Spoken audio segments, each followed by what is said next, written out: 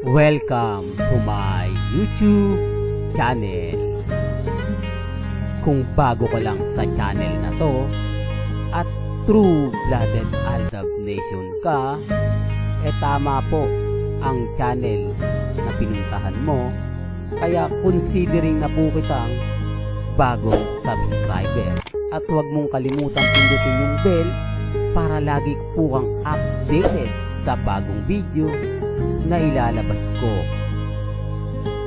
Salamat po sa iyong pag-click sa channel na to.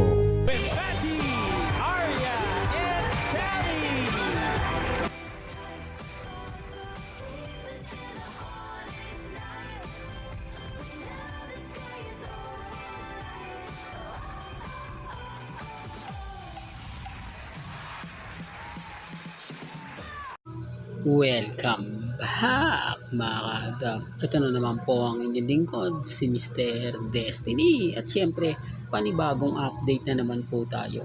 Panibagong mga kaganapan po ngayong Pasko mga kaaldab. Na kung saan nga po lumabas na naman ang ating ebidensya at resibo. Lumabas na naman po ang buong katotohanan. Patunay lang po na tama yung mga sinasabi po ng mga mamis, mga titas, mga senyor na malalapit po sa pamilya Mendoza. Tama po ang naging pahayag at naging komento po ng iilan. Bagamat marami pong kwento na sinasabing hindi totoo, pero dito nalalaman nyo naman po. Hindi po ba? Sample lang po, kumpleto ang buong pamilya ni Mengay. Pero nasa na nga po yung asawa niya? Bakit hindi daw po pumunta ang kalye serye o kasal serye? Samantalang 8 Bulaga yan. Samantalang yung anniversary ko masasabi natin kamakailan lang pinakita nga po na magkakasama si Mengay at si Congressman Arjo. Real talk mga kaaldab, wala no? Tapos alam nyo naman po na meron parang issue na kumakalat na sinasabi nga po na kumbaga may panibagong kasal kasi ang nangyari mga kaaldab kay Sanjo at kay Ria. Pero siyempre hindi natin, kumbaga pag-usapan man natin yan, siyempre nakapokus pa rin po tayo dito nga po sa issue na hiwalayan nila Mengay at ni Congressman. Dito mga kaaldab, mapapaisip na kayo di po ba na talagang galit ang pamilya ni Mengay sa pamilya Atayde, na talagang ayaw na nga po nilang makita. Kasi titignan nyo mga kaaldab, di po ba? Nandyan si Pauling, nandyan ang ilang legit dabber cards. Pero bakit wala nga po yung taong sinasabi nila na isa po sa kumbaga pinagmamalaki? Wala na mga kaaldab, di po ba? Ito patunay lang po ito mga kaaldab na tama yung sinasabi ko. Patunay lang po ito na yung mga pahayag at komento ko po sa social media na hindi lang po kumbaga nakikita at napapanood din po. Kaya lang nga po ang daming mga naglalabasan, di po ba? Kayo na po makapagsasabi niya kung sino nga po ba nagsasabi ng totoo at nagsasabi ng fake news po ba? Kasi ito na po yung ebidensya at resibo Ito na po yung isa sa magpapatunay, magpapatotoo na yung mga sinasabi ni Mr. Destiny na galing po mismo sa mga legit dabber cards. Nakikita nyo na, nararamdaman nyo na, napapanood nyo na.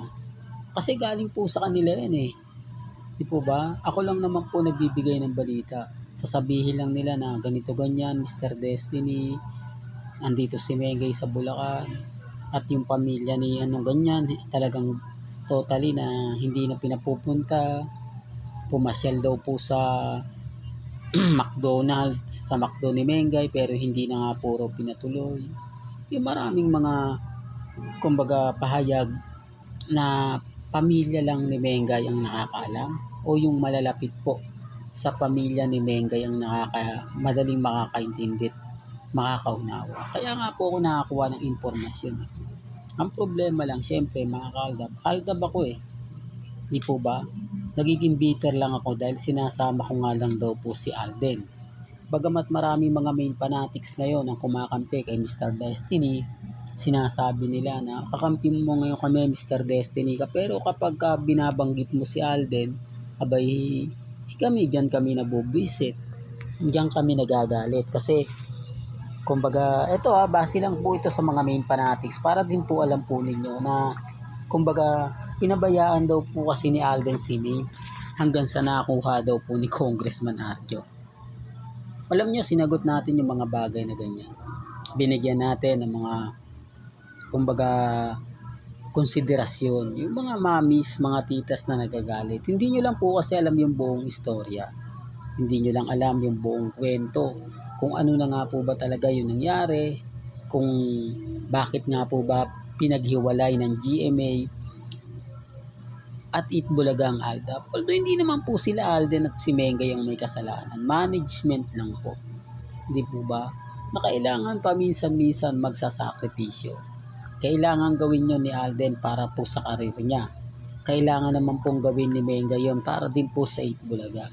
Give and take lang ang nangyari. Kaya lang syempre, kumbaga wala Dumating yung point na sabi pansamantala lang. Yung pala naging pansamantagal. Hindi po ba? Real talk mga ka-Aldab. Kaya sa mga bitter po sa akin, wala naman pong problema. Hindi naman po ako namimilit. Di po ba? Kaya nga sabi ko sa inyo, may mga Alden fanatics na ganun din naman po yung mga sinasabi sa akin na okay na kami kay Alden. Diba? Pero wag mo nang isingit si Mengay. Pero gaya na sinabi ko, kung ano po yung ginagawa natin kay Mengay para kay Alden, ganun din naman pong ginagawa ni Alden para kay May. Para lang po malinaw, para lang po klaro. May mga kumakalat na may andun daw si Mengay sa kasal kuno may congressman ani Sanjo at Neria. Bakit nga po ba nagpakasal sila ng December 22? May issue po kasi na hiwalayan. Mas matindi nga po yun Di po ba? Pero hindi ko naman sinasabi to mga ka-Aldab para lang po klaro. Para lang po malinaw. Kumbaga, para lang sa kanilang update. Hindi po, sinasabi ko po ito kasi nga po, ayaw din po nila na magulo yung pamilya nila. Parang sinasabi nila na ito lang siguro yung magiging rason para sabihin natin sa publiko, ipahayag natin sa publiko na okay tayo. Na keso ganito, kasi may issue po issue sa flood control. Talagang malaking binigay ng pamilya ni Atayde. Ibig sabihin, mas malaki yung binigay ni Congressman kay Ria Atayde. No. Hindi, totoo yan. Sabi ko nga po sa inyo, yung pera nila, ipamumudmud nila yan sa iba. Hindi na nila hihintayin pang bawiin ng gobyerno. Yan po yung katotohanan. Kaya nga po hindi nila nilabas yung video Kasi alam nila, hindi buo yun Hindi po ba? Kumbaga exclusive na lang para sa kanila lang. Kaya lang syempre hindi naman may tatago yan. Lalabas at lalabas yung katotohanan. Lalabas at lalabas ang buong istorya. Hindi po ba?